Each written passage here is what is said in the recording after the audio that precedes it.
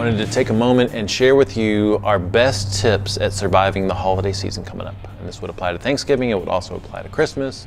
We did a really good post in one of our groups today, and I wanted to share some of that information. I felt like it might be beneficial. We also did a good post on turkey tips and turkey purchasing tips, and we have some really good resources in that. But just to keep it simple, the holidays does not have to be a time to go off rails. And I think a lot of us end up rationalizing the holidays as a reason to go off. We spend so much time throughout the year trying to be so good at our workouts and trying to figure out the nutrition piece and all these things that we think we need to do for health. And then we come to the holiday season, for some reason, a lot of us just use it as a reason to go off. And the problem with that is that it's harder to come back, and some of us don't ever come back or don't come back the same way that we were before. And that's a tragedy. My heart goes out to you. I know how hard it is to bounce back from something like that, because I used to do that a long time ago. And a lot of us have. We empathize with you as far as that goes.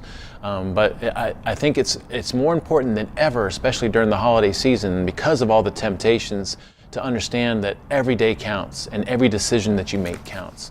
And we're not saying that you have to be perfect, but we want to go into it with some kind of a strategy and a mindset. We would say what's ideal is try to be 100% real food, all right? And real food, whatever that means to you. In our realm, real food's going to mean meat and the appropriate fats and vegetables and a little bit of starch, a little bit of fruit from the right sources. But common sense, real food is not going to be the things like the breads and the pastas and the pastries and the things from Albertsons and Walmart and the packaged pies and all that kind of junk, all right? And for me, it's definitely not going to include some of those pre-made dishes that have a lot of toxic ingredients in it. So try to be as 100% real food as you can. If you can start your meal off, eating like the meats and the vegetables and the nutrient-dense foods versus the carbohydrates that you might have later, is probably going to satiate you a little bit more so that you don't indulge in those things so much.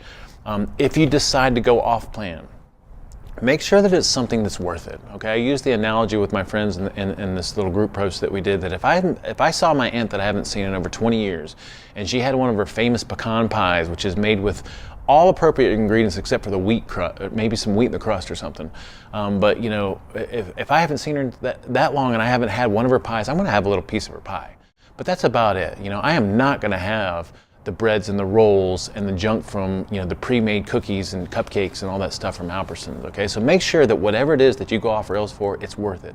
Do not go off rails on the stuff that we know is not going to serve you at all. Okay, if you decide to go off, make sure that you consciously participate in the process. Meaning that when you come to that moment that you're making a decision, ask yourself, do I really want to do this? How is this going to make me feel? How is this going to make me feel tomorrow? How do I want to show up tomorrow? How do I want to feel later today? Is this one of those things that I know messes with me and I know that when I eat it, it's going to really cause some problems? Or is it one of these things that I feel like, okay, I can do a little bit of it and get away with it and it's not that big a deal?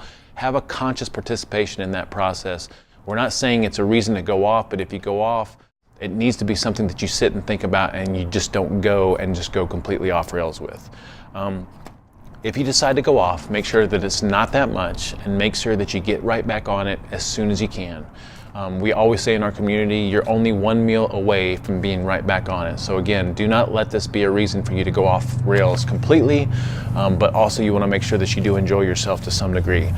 We would recommend that if you're drinking alcohol, when you drink alcohol, drink it on an empty stomach. That's what's ideal, because then you can process it a lot faster. If you're drinking alcohol on top of food, then you have this issue where your liver's trying to deal with the toxicity of the ethanol, and then you've also got all this energy coming in from the carbohydrates and from the fats, and so it kind of overwhelms the liver a little bit, and it predisposes it to being a little bit more toxic and storing body fat more than it normally would. All right, so I know that some of us may have a little bit of wine with our meals, but I mean, if you're going to do some drinking, especially if you're going to do some heavy drinking, try to do it outside of your meals.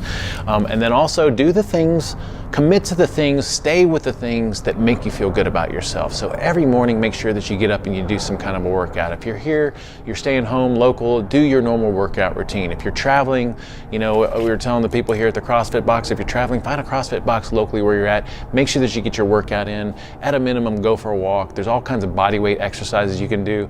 My friend Colby that owns the CrossFit Combine here, when I travel, go to my sister's, I if I didn't have access to a CrossFit box, he gave me these travel wads, and they were brutal, and they were just body weight stuff, you know. So commit to the routine that makes you feel good, because at least if you get that first part of the day done and you've done some exercise and you've had your morning process and you've meditated and you've gotten your first meals appropriate, then, you know, if you do a little bit of something that's off later, it's not as bad as doing the whole day off and just not doing anything that serves you at all, okay?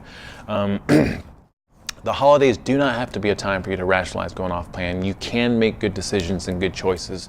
You just have to think about what you want in the long run. Is this decision that I'm going to make going to serve me? Is it worth the temporary pleasure that I'm going to get? And if you consciously participate in it and you decide it is, go for it, enjoy it, but make sure that you get right back on it.